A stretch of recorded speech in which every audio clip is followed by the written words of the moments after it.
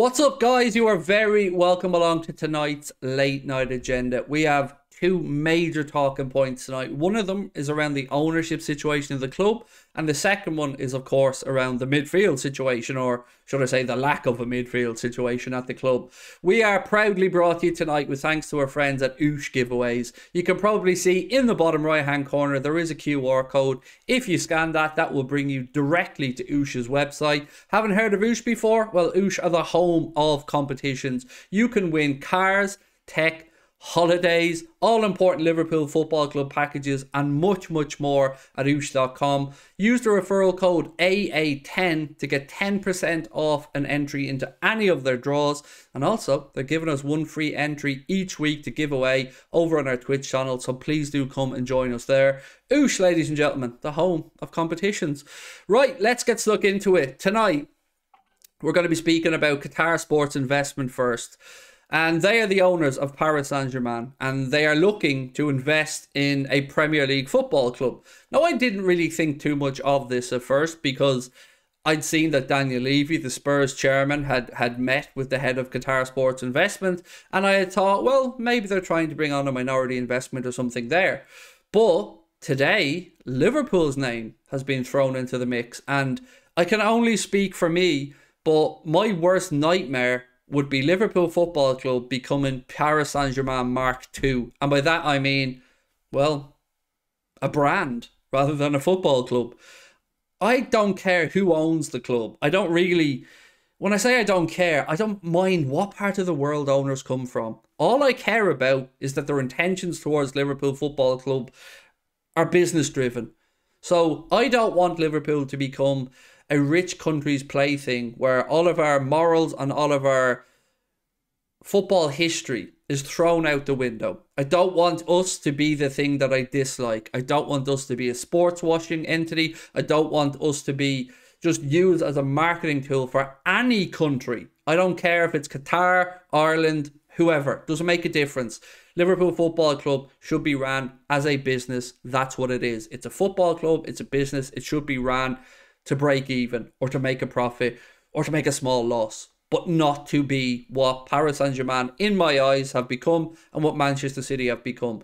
That's my worst nightmare. Now, I know a lot of Liverpool fans will be absolutely delighted at the idea of Liverpool maybe having endless streams of money to go and do what they wish, but that is not what I want for the football club.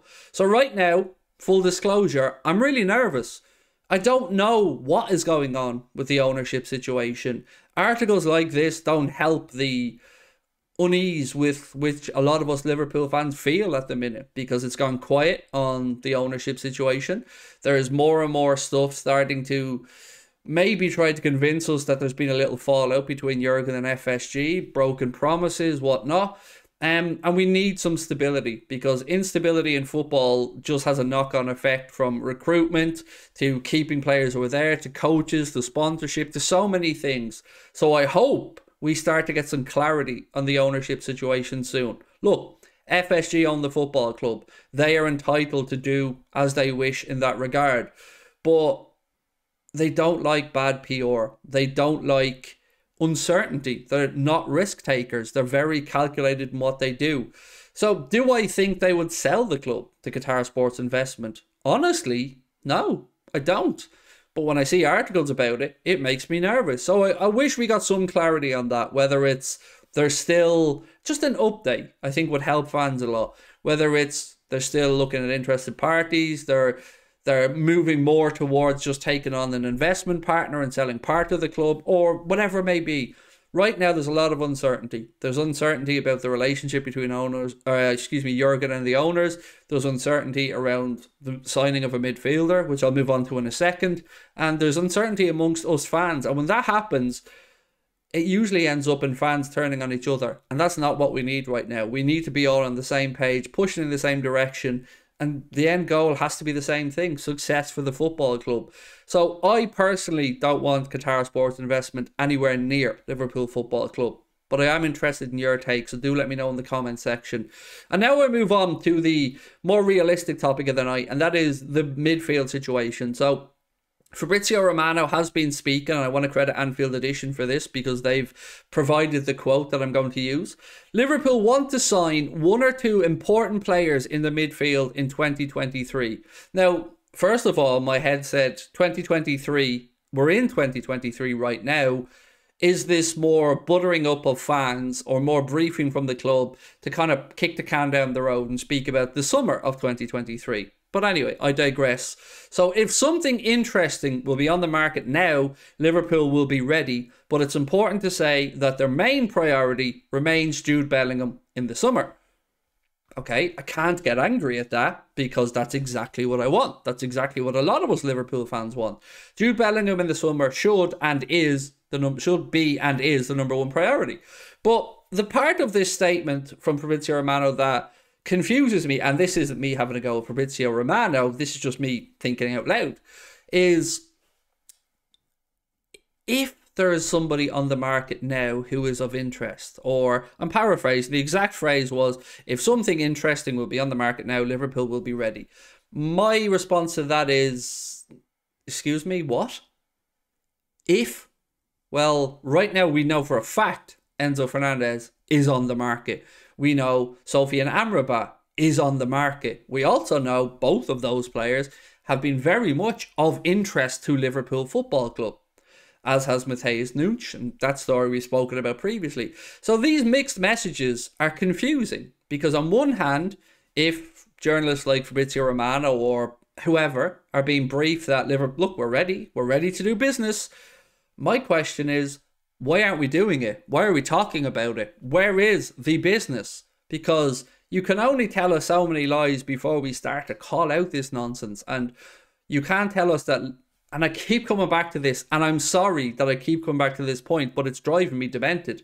How can Liverpool have looked at Amrabat and Klopp have wanted Amrabat before the World Cup, spoken to his representatives as per the mainstream media, and yet here we are, 9 days into the January transfer window, scratching our heads. Doesn't really make sense, does it? So someone somewhere is lying.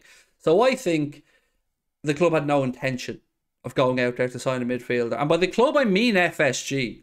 Because I have no proof whatsoever that there's been a fallout with Jurgen Klopp and FSG. But I get the feeling that there has. That's my own gut feeling. Again, important to clarify. I'm not saying I've been briefed anything, told anything.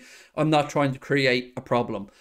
But he doesn't look a happy bunny to me. And it wouldn't surprise me at all if he's had the rug pulled from under his feet. Maybe FSG thought they'd be sold by now. Maybe they thought they'd have some extra money in the bank by now. I don't know. But I get the feeling our manager is frustrated because of all the things Jurgen Klopp is, an idiot is not one of them. He's been thrown under the bus. He's been wheeled out in front of the media every week. And I wonder, is he getting mixed messages? Because he has the look of a frustrated man to me. So look, it's great that Jude Bellingham's priority. I hope that happens, and I hope it happens in the summer.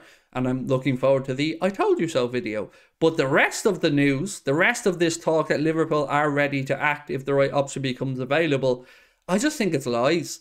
Not basing the, like, again, I'm not throwing this at Fabrizio Romano. This could have been any journalist that comes out with this because, you know, they only say things that they believe to be the case or that they've been briefed. So if we are ready to act, then where's the midfielder? Why haven't we signed one? It's just more kicking the can down the road from FSG, and we need to start calling it out. That's it. That's where I am. Over to you. Let me know in the comment section. Talk to you soon. Bye-bye.